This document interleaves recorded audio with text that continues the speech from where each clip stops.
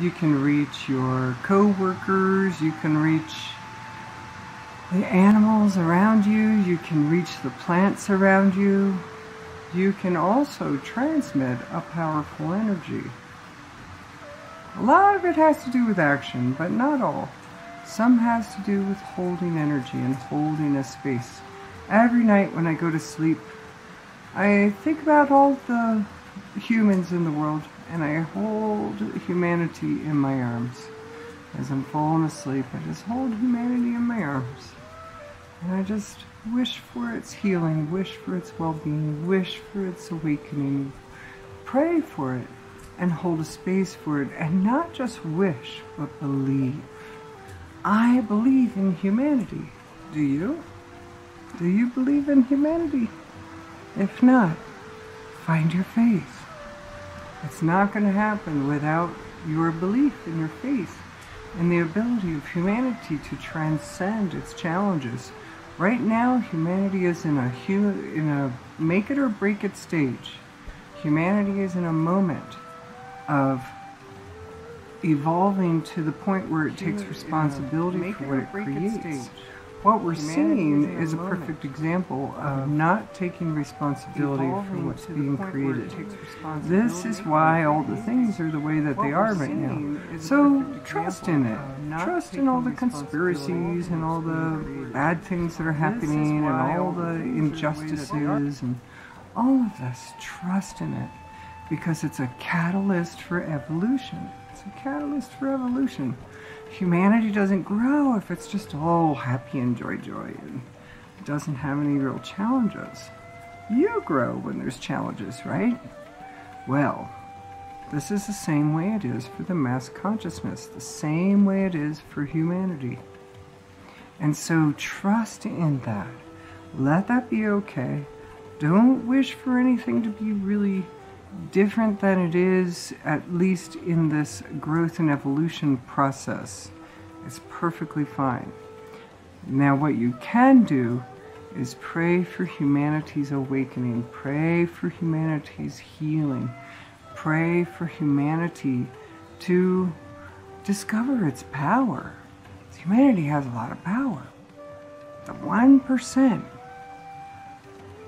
they're scared of you, because they're afraid that the mass consciousness is going to discover the power that it has. Because if it discovers how powerful it is, and that the mass consciousness gets what the mass consciousness wants, period.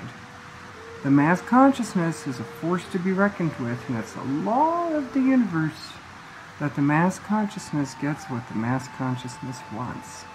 So, if enough individuals want a beautiful reality, believe in a beautiful reality, bring the vibration of a beautiful reality, hold the vibration of a beautiful reality, and live in that space, it has to happen.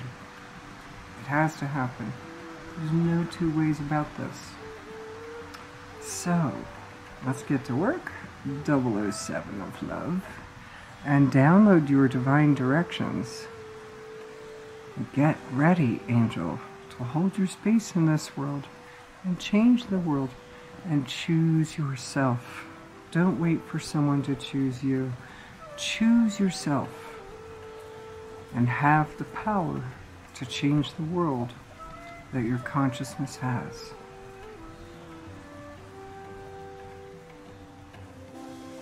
Hello! Create a nice day. Everyone says, have a nice day. But what if we said, create a nice day? Create one. Create a beautiful day. When you see someone say, create a beautiful day, or create a nice day, and then more people will take responsibility for what they create. Your day is your creation. Your day, it's up to you. You can create a bad day, all by how you feel about it and what's going on, or you can create a beautiful day. Some days, well, they're just going to be bad anyway. Slice it, because Maybe that's a moment that sucks a lot. That happens. Some days are just not that great. And if that happens, just weather the day. Just get through it. And just take a deep breath, have a cup of tea, take care of yourself. Take care of yourself. And just relax and know that this too shall pass. Every now and then, there are going to be bad days in your life. There's going to be bad days. There's no way around that. However, when you can, and most of the times you can, create a beautiful day. Create a beautiful day. And how do you create a beautiful day? When I wake up in the morning, I begin by thinking, oh, what a beautiful day. I'm so happy to be alive. I'm so happy I'm here on this planet. I'm so happy I get to have a human body. I'm so happy all the people in my life. I'm so happy for my work. I'm so happy for my car, my cat, my health, my well-being, my lack of something, my having something. Be grateful. Live every day in a gratitude way, with a gratitude attitude. And then you have a better chance of creating a nice day. And so when you wake up, set your intentions for how you want your day to go. Write it out if it helps. Write it out. And then when the day starts happening, intend every moment. This is a good day. This is a good day. Not going to be a good day. It won't be a good day. It is a good day. Bring it here into the present. It has to be in the present. So create a nice day. Create a nice day. Creator being. You are a creator being. Create, create, create.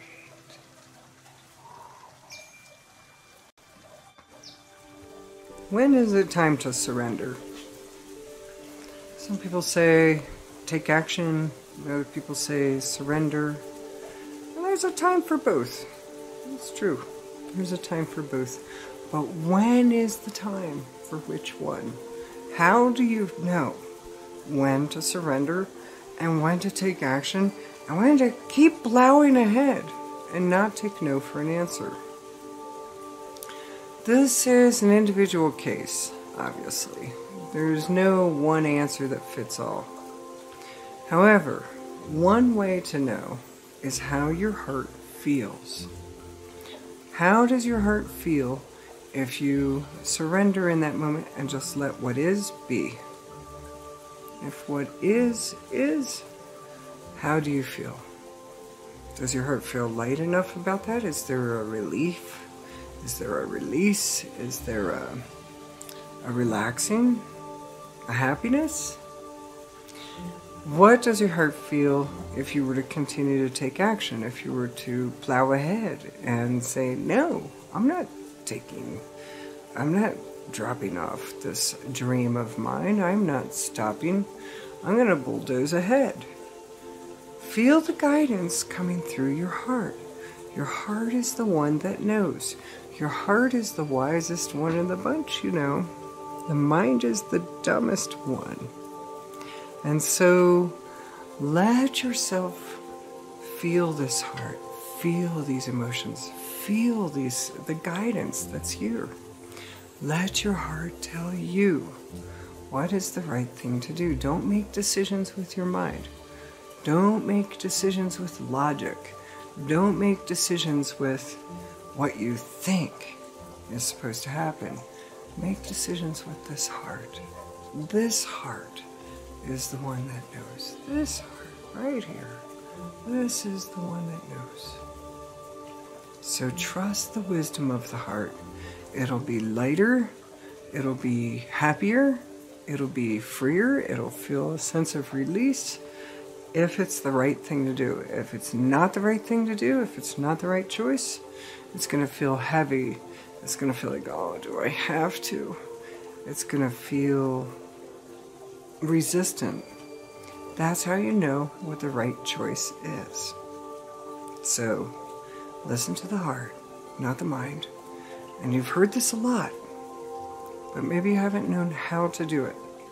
Put one decision in the future over here and follow it a little bit into the future and see how your heart feels. Does it feel light and happy? Does it feel heavy or obligated? And then put your other choice over here. Follow it into the future a little bit and ask, does the heart feel light or does it feel heavy? And even if it doesn't make sense to the mind, even if it makes no logical sense whatsoever, do it anyway, because your heart has some knowledge that the mind doesn't have. Follow your heart. It always knows the right place for you to go, the right place for you to be at any given moment. It always knows. The wisdom of the heart. And think with the big universal mind. That's the one that knows all the parameters, all the things, where so-and-so is going to be at a certain time, who you have to meet. So what are you going to do now? Follow your heart. Follow your heart. Leads to the right place every time. It knows the right thing to say. It knows the right thing to do. Follow your heart. The way that I learned how to do this follow the heart and not the mind thing was when I was trying to figure out how to get enough money to go to college. And I didn't have any money and I didn't have any real skills. And I wanted to go to film school. Well, that cost a lot of money. And I only had a couple $1,000s to my name that I had worked really hard for. And I decided, well, okay, I have 3 choices what to do with my $2,000 for the winter. I'll make jewelry and then go to Daytona Beach and sell necklaces on a hanger to all the drunk people on Daytona Beach. And my heart was like, oh, no, that does not sound like fun, really. I'll probably get robbed. And then my other choice was, well, I could work 3 jobs at minimum wage, just work and work and work and work and work and work and work and work. And I thought, well, let's see how the heart feels. And of course my heart didn't like that one too much. 3 jobs, goodness, 2 or 3 jobs. Anybody who's working 2 or 3 jobs, you've got to find a better way. You've got to start using this whole vibrational match thing. I promise you it works, even though it doesn't make any sense how it's going to work. Just hold the vibration of having money as if you already have it, and then it's going to come somehow, some way, some mystery. The universe is going to choreograph a way. So that wasn't a choice. My other choice was, well, I could go to Hawaii and just sit on the beach for 6 months or something and swim with dolphins and take showers in the waterfalls. I could just hang out with people and hang up at campfires and just hike and just enjoy the tropics for the winter. My heart was like, yeah, that's the one I want. Jumped up and down and got all excited. I'm like, but how is that gonna get me to film school? How's that gonna work? Well, I decided to follow the heart because I'd heard about this follow the heart thing. I thought, all right, let's give it a try. What do I have to lose? The worst that can happen is I just have to come back and get a job. So I went to Hawaii, sat in the sun, bathed in the waterfalls, met lots of great people, did my spiritual homework, meditated for hours upon hours upon hours a day, swam with the dolphins, escaped a shark, and I finally realized that it was time to come back to the mainland. I was running out of money. So I got on a plane, I started coming back home to the United States, to California, and I saw an ad in the Rolling Stone, and I never read the Rolling Stone really, I mean, once in a while, but I never read the classifieds, that's for sure. I never read the classifieds of the Rolling Stone. But I was so bored on the plane, and that was the only magazine there was to read. And so I even got to the classified ads, and what do you know? There was an ad in there that said vendors needed for the Lollapalooza tour. Grateful Dead experience a plus. And I was like, oh my gosh, that's me. I sold tie-dyes in the Grateful Dead parking lot. I know all about it. I sold jewelry in the Grateful Dead parking lot. I know all about this. This is me. How can there be an ad there for me? I mean, really, how many times does it happen? So I called them up and I got back to the States. I said, you got any more of those booths left? I wouldn't mind coming on the Lollapalooza tour with you. And so they said, we got one left. And I said, all right, I'll be there. So I went back home, got all my jewelry making stuff, got all my cool stuff to sell, and off I went. And I proceeded in 2 weeks to make a lot of money to go to school, to go to college, to go to film school. I would have never been able to do that working 3 jobs in a day.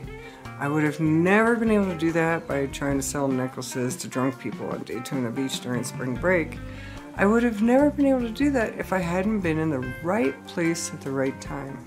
If I wasn't bored on that plane on my way back to the United States, I would have never seen that ad.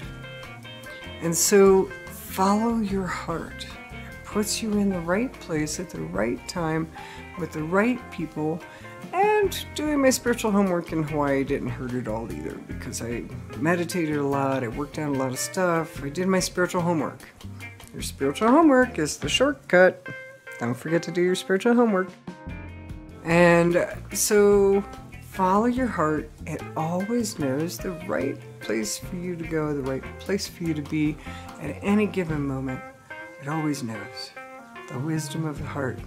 And think with the big universal mind. That's the one that knows all the parameters, all the things, where so-and-so is going to be at a certain time, who you have to meet. So what are you going to do now? Follow your heart. Follow your heart. It leads to the right place every time. It knows the right thing to say. It knows the right thing to do.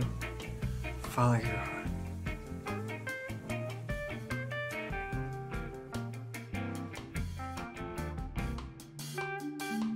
Have the gratitude attitude all the time. Dare you.